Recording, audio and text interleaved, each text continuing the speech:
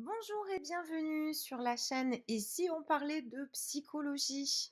Aujourd'hui, on va aborder le thème de la procrastination. Vous allez me dire qu'est-ce que c'est? Eh bien, c'est le fait de remettre à plus tard tout ce qu'on peut faire aujourd'hui. Certains vont dire la fainéantise. C'est un sujet intéressant. Et puis voilà, on va se rendre compte que ce n'est pas une fatalité, ça peut être une force. Alors la procrastination, c'est quoi? Eh beh, c'est remettre donc à plus tard ce que l'on peut faire aujourd'hui et donc certains le considèrent comme de la fainéantise. Mais pas que, c'est aussi un fonctionnement qui peut être une force. À savoir que pour agir, certains ont besoin d'un leitmotiv pour avoir du sens. On l'a vu dans des vidéos précédentes, le sens fait partie des besoins fondamentaux.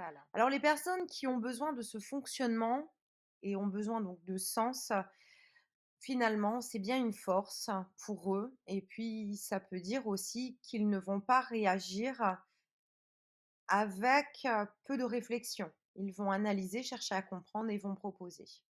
Et oui, donc pour certains, cela va représenter un défaut, alors qu'à contrario, ça peut être une force de qualité. Effectivement, certaines personnes ne réfléchissent pas, elles deviennent des exécutants uniquement. Et donc, ils ne feront peut-être jamais preuve d'initiative, alors que celui qui procrastine, le point positif sera qu'il peut faire preuve quand même d'initiative.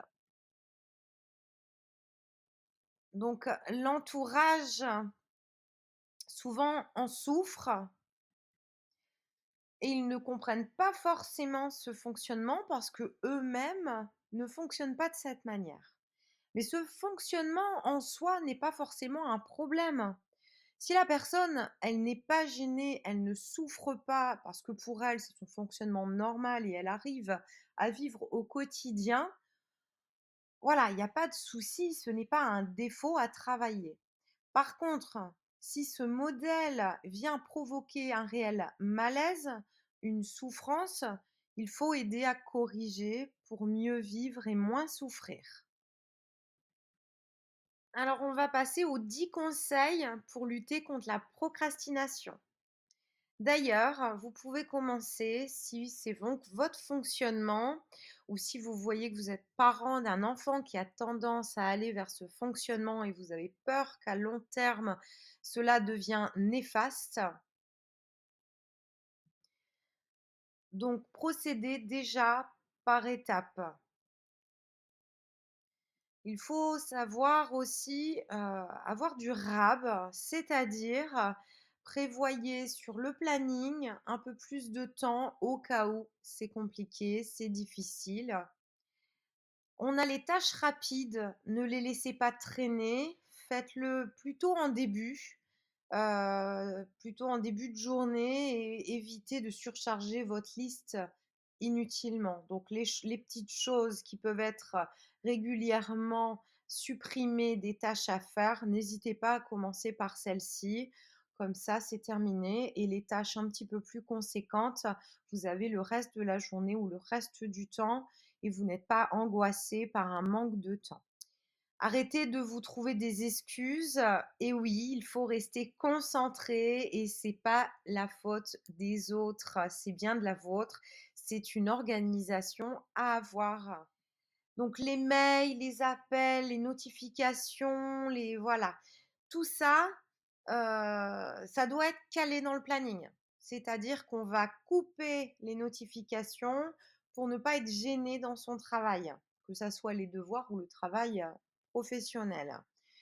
Alors vous coupez les signaux, les notifications et vous vous trouvez des moments précis dans votre planning de la journée en vous disant: «Non, là maintenant, je ne prête pas attention».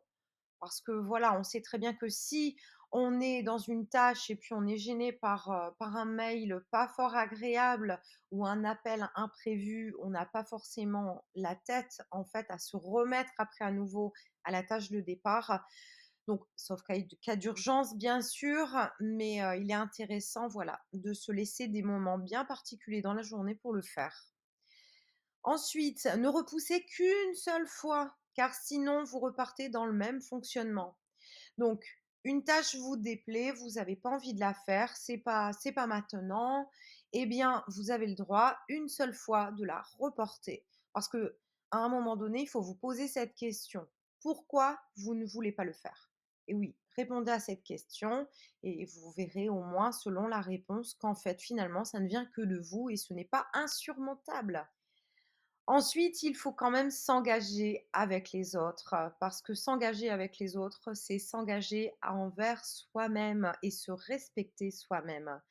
Pour avoir le respect des autres, des proches, des amis, des collègues, il faut savoir le faire. Alors, il faut aussi penser aux tâches les plus longues ou alors les plus difficiles.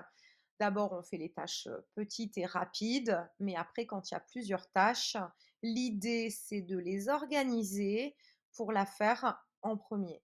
Et oui, on est plus frais le matin, on est plus motivé en début de poste, donc il faut faire ce qui est pénible, celle qu'on n'aime pas, par exemple. Au moins, après elle est terminée, on passe à des choses un petit peu plus confortables ou agréables. Il faut écouter son corps, donc il faut dormir à des heures convenables.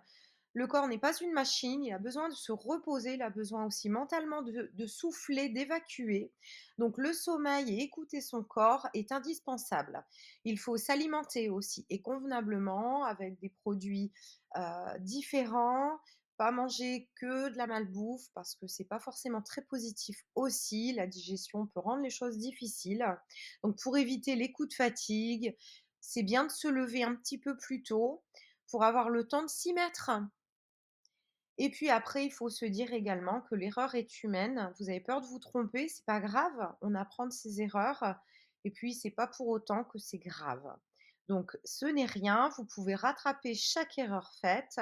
Vous devez juste accepter cette faiblesse qui fait partie de vous, qui fait partie de chacun.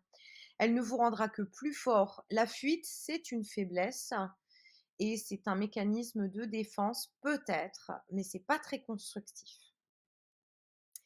Donc voilà, vous avez bien compris, la procrastination, c'est un sujet mal compris de tous. Si vous, vous avez ce fonctionnement ou si un de vos proches en a un et ça fait souffrir, il peut le travailler avec un thérapeute, un professionnel. Les TCC, c'est une méthode qui fonctionne assez bien. Bien sûr, l'analytique aussi et bien d'autres encore. Donc n'hésitez pas, je fais moi des vidéoconférences. Je vous invite à vous abonner à la page afin de ne louper aucun sujet abordé et vous pouvez prendre rendez-vous en distanciel ou en présentiel directement. À bientôt.